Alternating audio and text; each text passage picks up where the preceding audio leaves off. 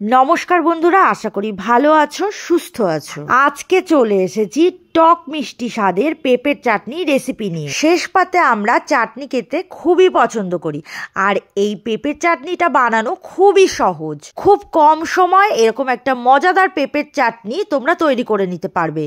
রেসিপিটা ভালো লাগলে অবশ্যই লাইক, কমেন্ট, শেয়ার করে দিও। আর যদি আমার চ্যানেলে নতুন বন্ধু হয়ে থাকো তাহলে আমার চ্যানেলটি সাবস্ক্রাইব করে আমার পাশে থাকার অনুরোধ রইল। আর এই পাশে থাকা বেল আইকনটি অবশ্যই প্রেস করে দিও। চলো তাহলে দেখে নাও। এই পেঁপের চাটনিটা বানানোর জন্য আমি একটা ছোট সাইজের পেঁপের খোসা ছাড়িয়ে দানা ফেলে ভালো করে ধুয়ে এইভাবে পাতলা পাতলা করে স্লাইস করে নিয়েছি। এই চাটনিটা বানানোর জন্য এইভাবে পাতলা করেই পেঁপে কেটে নিতে হবে। এখন একটা তেঁতুল জল বানিয়ে নেব। একটা বাটিতে আমি এরকম তেঁতুল নিয়ে নিয়েছি। এই তেঁতুলের মধ্যে কিছুটা পরিমাণে জল দিয়ে দিলাম। তারপর হাত দিয়ে জলের মধ্যে তেঁতুলটা গুলিয়ে নিচ্ছি। আর একটা ছাঁকনির সাহায্যে ছেঁকে তেঁতুলের দানাগুলো ফেলে দেব। আর এই তেঁতুল জলটা একটা বাটিতে রেখে দেব। এখন গ্যাসে কড়াই বসিয়ে দিয়েছি, আর গ্যাসের ফ্লেমটা মিডিয়াম রেখেছি। আর কড়াই গরম হলে তার মধ্যে 2 চামচ পরিমাণ ঘি দিয়ে দিলাম। ঘিটা মেল্ট হয়ে আসলেই তার মধ্যে 1/2 চা চামচ পরিমাণ সর্ষে দিয়ে দিলাম। এই সর্ষেটা যখন ছিটতে শুরু করবে তখন দিয়ে দিচ্ছি এই তেঁতুলগুলা জল। এই তেঁতুল জলটা ফুটিয়ে নিচ্ছি 1-2 মিনিট। এই তেঁতুল জলটা ফোটানোর পর এর মধ্যে দিয়ে দিচ্ছি 1/2 চা চামচ পরিমাণ নুন। এরপর এর মধ্যে দিয়ে দেব চিনি। এরকম একটা ছোট বাটির 1 বাটি চিনি নিয়েছি।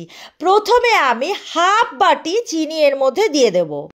এই 1/2 বাটি চিনি মেল্ট হয়ে আসলেই আবার 1/2 বাটি চিনি দিয়ে দেব। এখন 2-3 মিনিট এভাবে ফুটিয়ে নেব। 2-3 মিনিট পর এর মধ্যে দিয়ে দিচ্ছি এই স্লাইস করে কেটে রাখা পেঁপে। এই সমস্ত কেটে রাখা পেঁপেটা দেওয়ার পর নেড়ে নিচ্ছি। এই পেঁপেটা তেঁতুলের সাথে ভালো করে মিশিয়ে ঢাকা দিয়ে রেখে দেব 2-3 মিনিট। এই সময় গ্যাসের ফ্লেমটা হাইতে দেব। 2-3 মিনিট পর ঢাকনা সরিয়ে নিলাম। পেঁপে থেকে জল বেরোতে শুরু করেছে। এখন এই পেঁপের চাটনিটা একটু নেড়ে আবারও ঢাকা দিয়ে 5 মিনিট রান্না করে নেব। এই পেঁপের চাটনিটা বানানোর জন্য পেঁপে আগের থেকে সিদ্ধ করার কোনো প্রয়োজন হয় না। তোমরা দেখতেই পাচ্ছ এভাবে ফুটিয়ে নেওয়ার কারণে পেঁপেটা আরও পাতলা হয়ে এসেছে।